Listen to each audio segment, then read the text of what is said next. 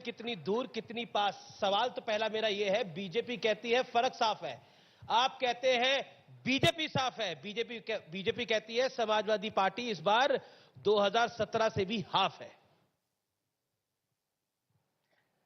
ये तो बात नारे की है जी, कि हम सभी पॉलिटिकल पार्टीज नारे दे रहे हैं, लेकिन जनता इस बार पूरी तरीके से तैयार है भारतीय जनता पार्टी से ये जानने के लिए कि जो जो उन्होंने वादे किए थे आज उनके वादे कितने पूरे हुए हैं।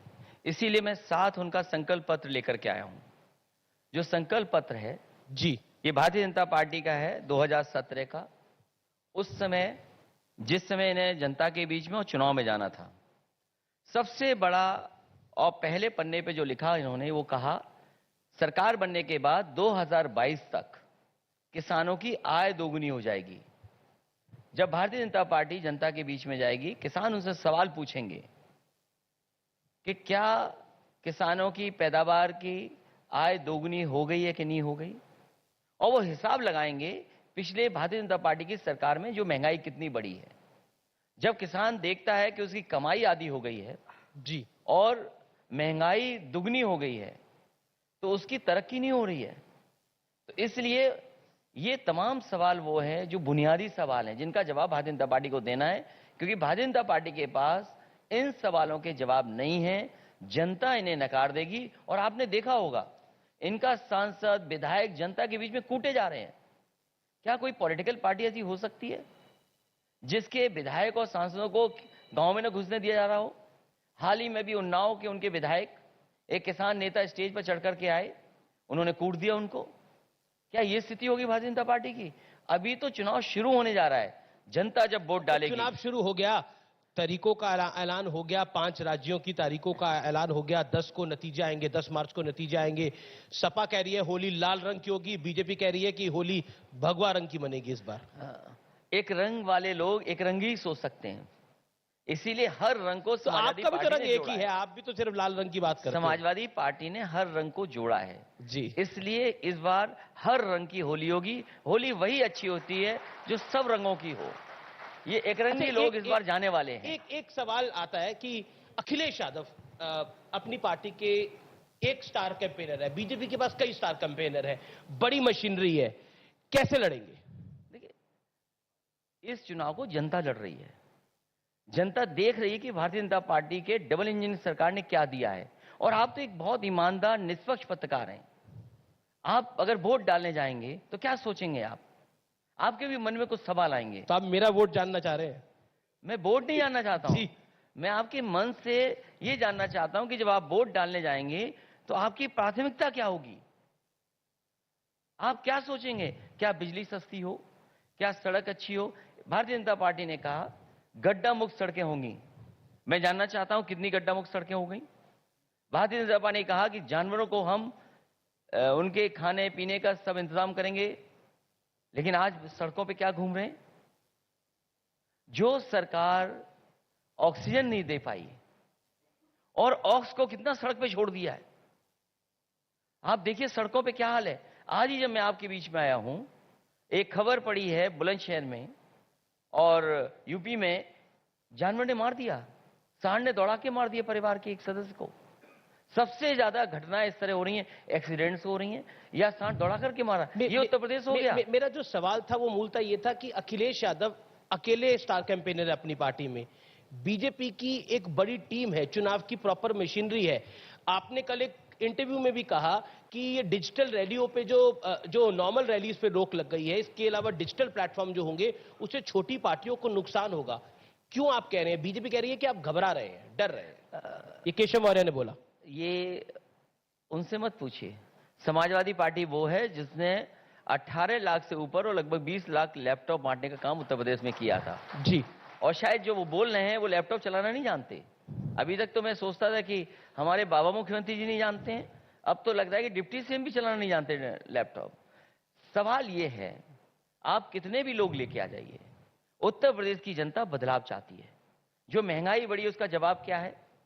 किसान यहां का हिसाब किताब लगाएगा। अभी किसान को जरूरत थी खाद, क्या खाद उपलब्ध करा पाए? खाद किसी किसान को नहीं मिली। जब वो किसान को खाद मिल भी गई तो उसमें 5 किलो की चोरी हो गई। उसका जवाब सरकार के पास क्या है? जिस दिन से समाजवादी पार्टी ने तय किया जी। कि 300 यूनिट फ्री बिजली होगी, उसी दिन सरकार क्या कह रही है कि हम अपने बिजली के बिल आधे कर देंगे। आपने क्या बोला- ये भारतीय जनता पार्टी मुझे बताएगी कि इसका मतलब ये बिल कम कर सकते थे? जानबूझ करके गरीबों पर वो के कह और रहे हैं, आम कर लोगों तो की जेब दिया, पे अब डाका हमने डाल रहे कम थे। तो कर दिया अब हमने। जानबूझ करके 4.5 साल गरीबों की जेब पर डाका डाला इन्होंने, और आज कह रहे हैं 50% बिजली कर देंगे। क्या ये पैसा वापस करेंगे आम लोगों का?